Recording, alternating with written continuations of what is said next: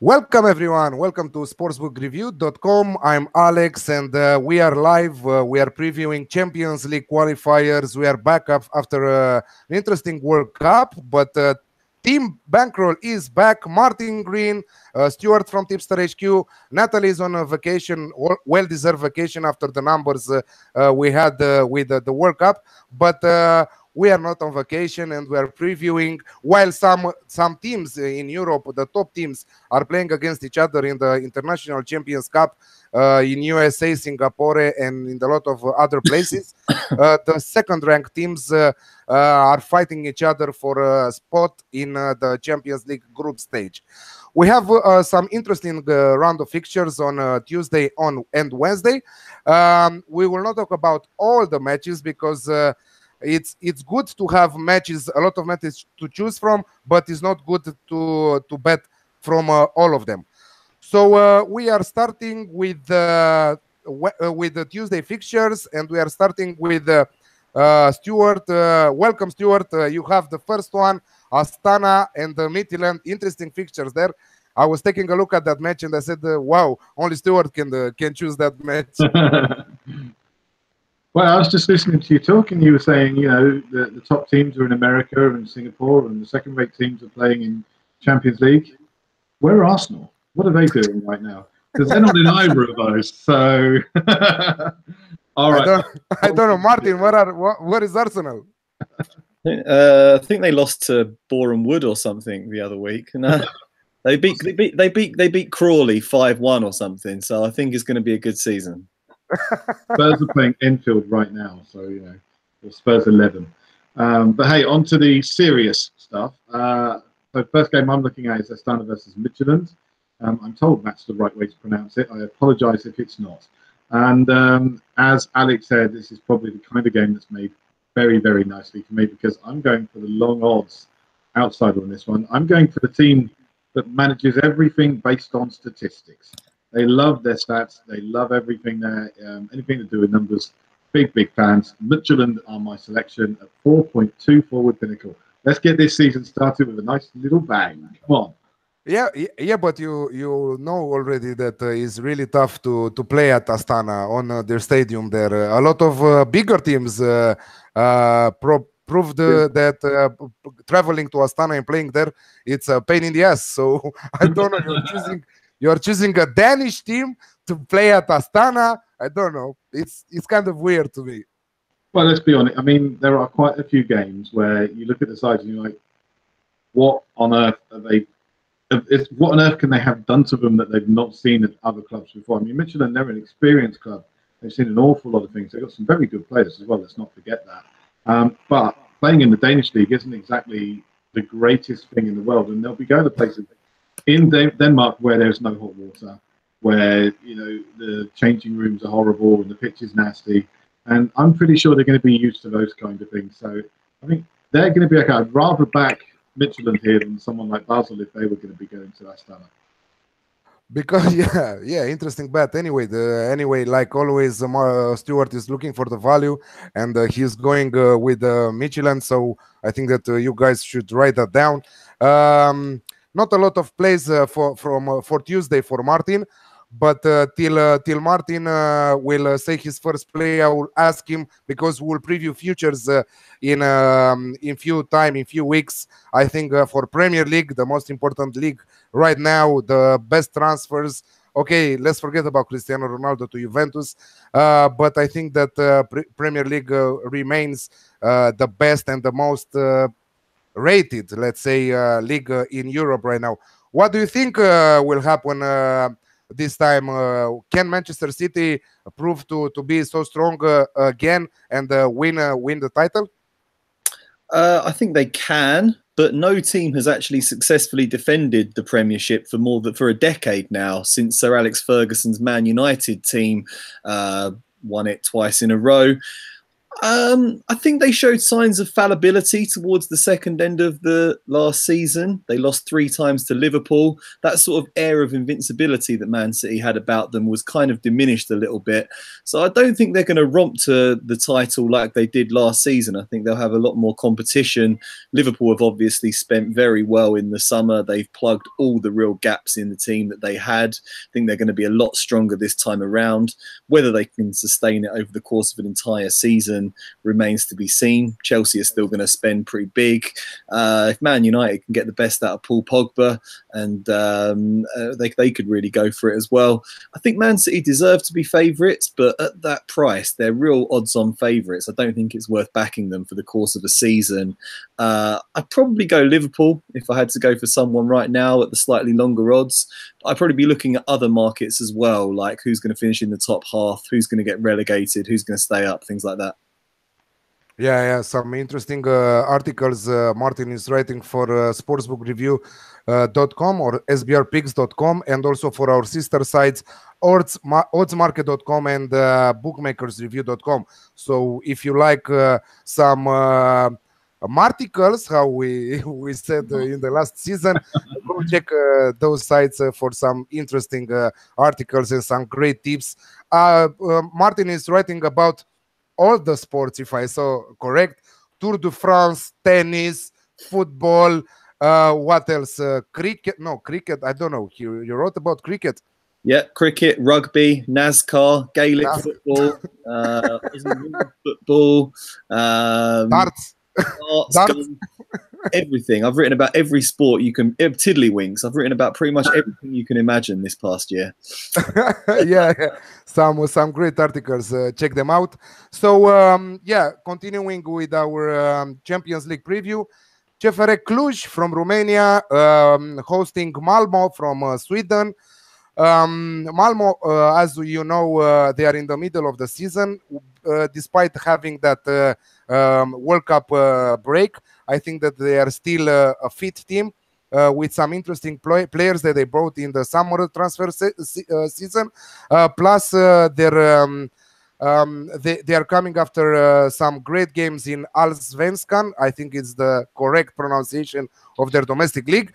CFR Cluj just started their domestic league campaign 2018-19.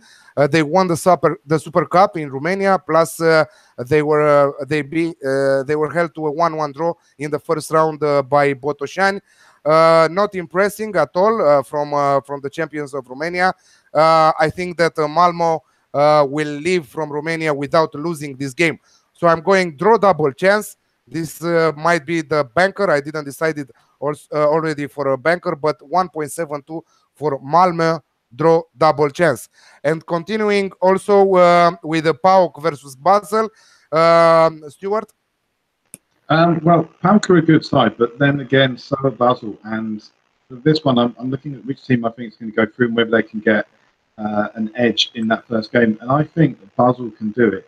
So I'm going from one long odds bet to an even longer odds bet, because this one's 4.52 with Pinnacle. Now, Basel, they're definitely a force to be reckoned with at home.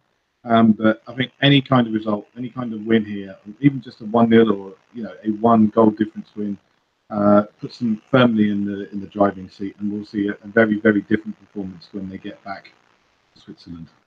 Yeah, I'm going to put a half stake maybe on Basel in that game. I think it's a fantastically long set of odds on a team that reached the last 16 of the Champions League last season, up against the side that hasn't really done the business in Europe. I think that looks like a very good bet. And for some reason, the odds seem to be drifting out. They've got longer in the past week, which is interesting. Yeah, I agree. I think they can go and get a result there. Yeah, I think that Basel is a great team, but they are missing a lot of players due to injuries. Campo, Kuzmanovic, Signori, Chaka, a lot of important players missing from their starting 11. And PAOK, as Martin said, they've never won a match in the qualifying campaign of the Champions League, drawing 5 times and losing 5 times in 10 matches. So that's really bad for a team that wants to win a spot in the group stage of the most important league, of the most important competition in Europe. But I think that PAOK is totally different. I watched them last season. They were second in their domestic league, in the Greek league, and only few points behind AEK Athens, but above Olympiacos Pireu. They had also some problems with the Greek Federation. They've lost also some points due to their president that came in the stadium on the field with a pistol, if you remember last year, with a gun. Exactly. That's not normal behavior. Really? Don't tell me. I thought that we are allowed with guns on the field. No. Portugal, Greece, and Romania. It's the only places that's allowed to happen. I tell you. Yeah, exactly. And America. Anyway, I am expecting goals, and I'm going for over 2.25 on the Asian handicap at 1.86. If you want better odds, you can go also with over 2.5 goals. But if we have only 2 goals in the match, we will lose only half of the stake. But I'm expecting goals in this match. Basel are a force. Both teams will try to make the second stage easier, and PAOK is an interesting side, which I think that they will contribute on the scoreboard, be in front of their amazing fans, some of the great fans in Europe, the Greek fans, as we all know. Dinamo Zagreb versus Hapoel Beersheva from Israel, Croatia versus Israel. 2 amazing sides, 2 decent sides, and Stuart, you are also in this one. Yeah, so I seem to be flip-flopping this weekend. I've gone from long odds down to much shorter odds. I've gone from away tips to tips on the home side, and Dinamo Zagreb are my choice in this one. Croatian football, a bit of a high right now, and Dinamo Zagreb's got a really good reputation for developing players and bringing them through, and they've got a nice crop right now. And Beersheva, not particularly great on the road. Most of their good performances have been when they've been back in Israel. So for me, I'm looking on that home win at 2.15 with Bet Victor. I really like that one. I have 2 plays also. I really love the home win at 2.05. I found the best odds a few hours ago, but I will take that 2.1. But also I think that Beersheva have a really good side. I've seen them on the in Europa League last year. I think that they will surprise Dinamo Zagreb. They will surprise them not by winning, but by making their life difficult. I think that they will find the back of the net away in Croatia. So I'm also going both teams to score at 2.1. Further, we have Martin's first play after the PAOK game. Red Star Belgrade against Sūduva from Lithuania. Interesting one. Yeah, I'm unconvinced by the level of quality in the Lithuanian league, I'm afraid to say. Red Star Belgrade actually won this competition as recently as 1991. They're no longer the real heavyweights of Europe that they once were back in Yugoslav times, but they should still have more than enough quality to see off what I think is going to be a limited Lithuanian visiting side. Watched them a couple of times against Arsenal last season, and they've got quite a lot of attacking threat about them, Red Star Belgrade. So I think they can win this one relatively comfortably. Annoyingly, since I wrote an article about these games on Sportsbook Review, hope you all read it. And, the odds have dropped on every single one of my bets, which is really annoying. People were reading it and betting on it. People betting on it, and that's affected the odds. But fortunately, I got on them when I suggested, so I'm all right. But I think there is still value there. I got 1.8 on Red Star Belgrade half-time, full-time. It's now gone down to about 1.63. I think it's still worth backing them at that price. It's a bit of a cauldron of animosity inside the Red Star Belgrade Stadium. They really get riled up, and I think that should help the players to a decent start, and they can go on and win this one. So half-time, full-time, Red Star Belgrade. They're coming after 2-0 with Spartaks from what country they're playing, those Spartaks? From Latvia. Again, neighbors with the Lithuania. They're again in a Champions League because they had to pass another round of qualifying fixtures to come here. Why don't we play -2 on that? Because I think that they will trash them at 1.9. Does it worth one unit there? Yeah, works for me. Good one. Okay, next, the last match from Tuesday, Legia from Poland versus Spartak Trnava from Slovakia. I'm on this one. I really like Legia Varsovia, -1 on the Asian handicap at 1.97. So if they win at 1 goal, we will take our stake back. But I'm convinced that they will do a good job because I don't know, Trnava, also last year I've seen them playing in the qualifying campaign, and they were really poor.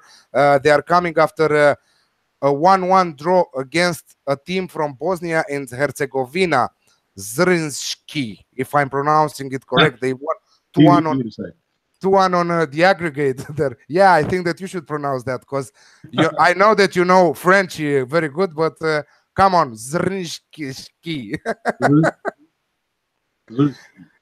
Anyway, let's get on to business. So -1 on Legia Varsovia at 1.97, which is another good play from Tuesday.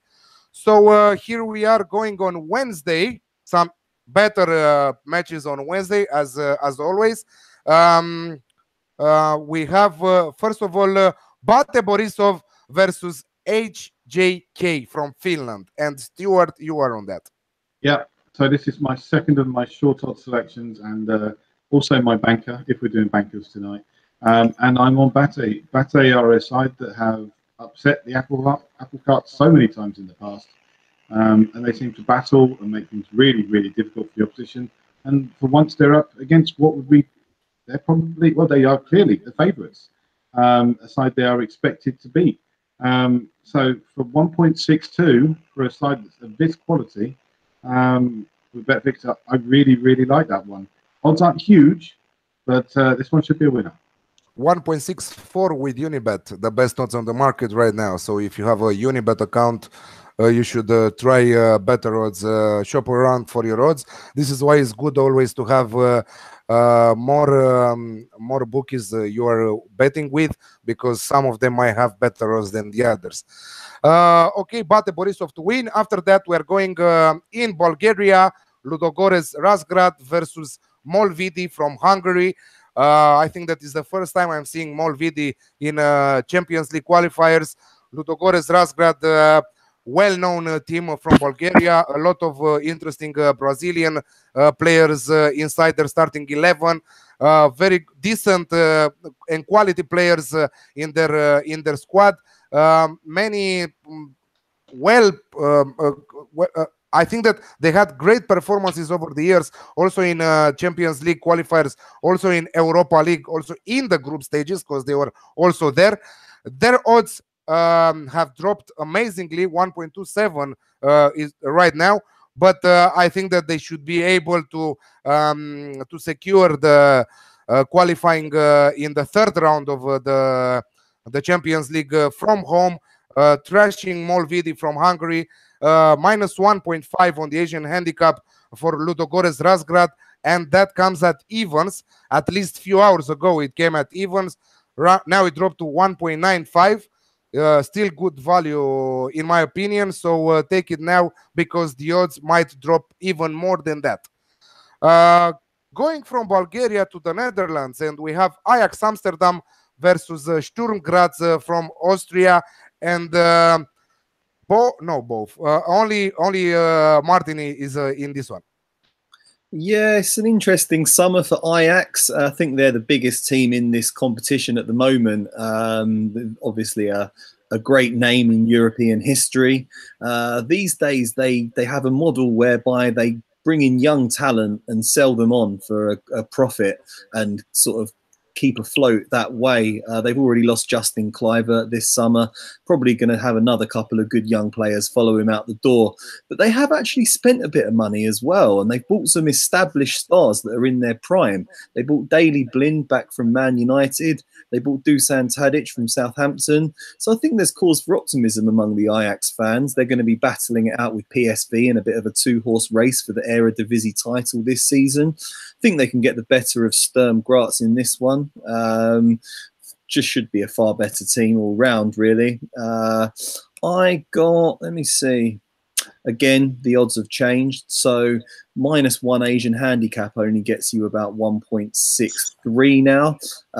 You could push it to -1.25 Asian handicap and you'll get 1.93 on that. So I'll do that because I think they can beat them quite comfortably here. Not really feeling Sturm Graz at all.